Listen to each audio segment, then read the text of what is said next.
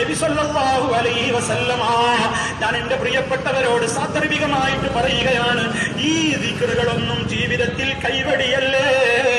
നബി സല്ലല്ലാഹു അലൈഹി വസല്ലമ അവിടുന്ന് രാത്രി ഉറങ്ങാൻ കിടക്കുമ്പോ ഒരൊറ്റ ദിവസവും അവിടുന്ന് ഒഴിവാക്കാതെ സൂറത്തുൽ ഇഖ്ലാസ് പാരായണം ചെയ്യുന്നു, മുഅവ്വദത്തൈനി ഓതുന്നു.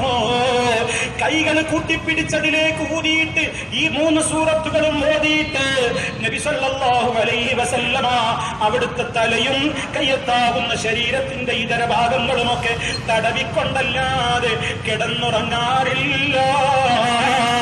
അത് ഇസ്ലാമിന്റെ പ്രവാചകനായ നമ്മുടെ മുത്തുനേതാവ് നമുക്ക് പകർന്നു തന്ന ആശയമല്ലേ.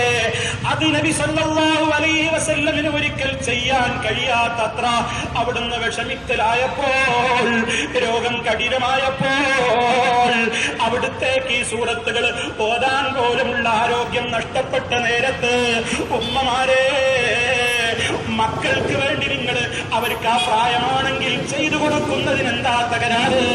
മഹദിയായ ആയിഷ ബീവി റളിയല്ലാഹു അൻഹാ അവിടുത്തെ പ്രിയപ്പെട്ട ഭർത്താവിന് വേണ്ടി, അതേ നമ്മുടെ നേതാവായ മുഹമ്മദ് നബി സല്ലല്ലാഹു അലൈഹി വസല്ലമിന് വേണ്ടി ആയിഷ ബീവി റളിയല്ലാഹു തആല അൻഹാ ഇഖ്ലാസ് ഓതുന്നു, ഖുൽ അഊദു ബിറബ്ബിൽ ഫലഖ് പാരായണം ചെയ്യുന്നു, സൂറത്തുൻ നാസ് പാരായണം ചെയ്യുന്നു.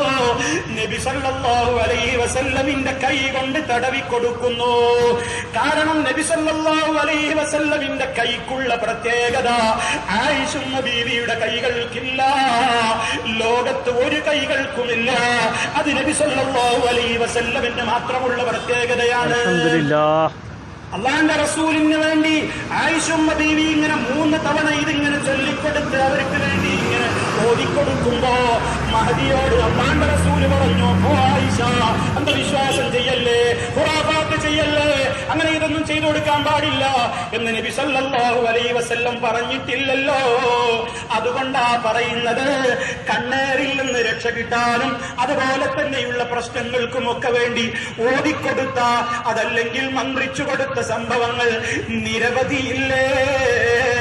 മഹാനായ നബി സല്ലല്ലാഹു അലൈഹി വസല്ലമിന്റെ സമീപത്തേക്ക് ജിബ്രീൽ അലൈഹിസ്സലാം കടന്നു വരുന്നു. മഹാനായ ജിബ്രീൽ അലൈഹിസ്സലാം നബി സല്ലല്ലാഹു അലൈഹി വസല്ലമിന്റെ അരികിലേക്ക് ചേർന്നിരുന്നുകൊണ്ട് അല്ലാഹുവിന്റെ പേരും പറഞ്ഞുകൊണ്ട് അതേ മന്ത്രം നടത്തുകയാണ്. ബിസ്മില്ലാഹ് ബിസ്മില്ലാഹ്, അല്ലാഹുവിന്റെ നാമത്തിൽ ഉർഖീക് മിൻ കുല്ലി ശൈഇൻ യുദീക് മിൻ ശർരി കുല്ലി നഫ്സിൻ ഔ ഐനിൻ ഔ ഹാസിദിൻ അല്ലാഹു യശ്ഫീക് ബിസ്മില്ലാഹി അർഖീക്. നബി സല്ലല്ലാഹു അലൈഹി വസല്ലമിന്റെ അടുക്കൽ ആരാ വരുന്നത്? ജിബ്രീൽ അലൈഹിസ്സലാം. അല്ലാഹുവിന്റെ റസൂൽ രോഗിയായി കിടക്കുമ്പോഴാണ് വരുന്നത്. അല്ലാഹുവിന്റെ നാമത്തിൽ താങ്കളെ ബുദ്ധിമുട്ടിച്ചുകൊണ്ടിരിക്കുന്ന എല്ലാവിധ വസ്തുക്കളുടെയും ഉപദ്രവങ്ങളിൽ നിന്നും, ഔ ഐനിൻ കണ്ണിന്റെ ഉപദ്രവത്തിൽ നിന്നും, ഔ ഹാസിദിൻ അസൂയാലുക്കളുടെ ഉപദ്രവത്തിൽ നിന്നും താങ്കൾക്ക് കാവലിന് വേണ്ടി ഞാനിതാ താങ്കൾക്ക് വേണ്ടി മന്ത്രിച്ചു തരുന്നു.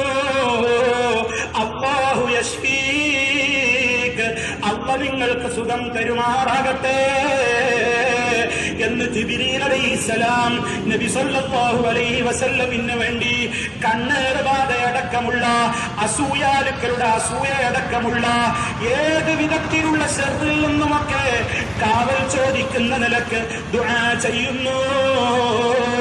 ജിബ്രീൽ അന്ധവിശ്വാസം പഠിപ്പിക്കാൻ വന്നതാണോ? ജൂദായിസം പഠിപ്പിക്കാൻ വന്നതാണോ?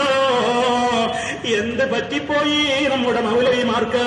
ഈ ഇടവണ്ണയിൽ നിന്നുകൊണ്ട് സംസാരിക്കുമ്പോ നമ്മുടെ പ്രിയപ്പെട്ട മൗലവി, ഈ നാട്ടുകാരനായ സുല്ലമി, നിങ്ങളോട് വ്യക്തിപരമായി യാതൊരു വിദ്വേഷവുമില്ല, പക്ഷേ നമ്മളെല്ലാവരും മരിച്ചു പോകണം, നിങ്ങൾ തിരുത്തണം മൗലവി, സ്നേഹത്തോടെ ആവശ്യപ്പെടുകയാണ്. സംസമിന്റെ പുണ്യം നിങ്ങൾ നിഷേധിച്ചെഴുതിയപ്പോ ബഹുമാന്യനായ എം.വി. സക്കരിയ മൗലവി അത് തിരുത്തി. പക്ഷേ നിങ്ങൾ ഇപ്പോഴും തിരുത്തിയിട്ടില്ല. ശബാബിലൂടെ തന്നെ എതിരഭിപ്രായങ്ങൾ വന്നുകൊണ്ടിരിക്കുന്നു. നല്ല അടയാളങ്ങളാണ്, നല്ല ലക്ഷണങ്ങളാണ്. അവിടെയായി ചില വെള്ളി നക്ഷത്രങ്ങൾ ഇപ്പോഴും മിന്നുന്നു. അള്ളാഹു പുരോഗതിപ്പെടുത്തുമാറാകട്ടെ.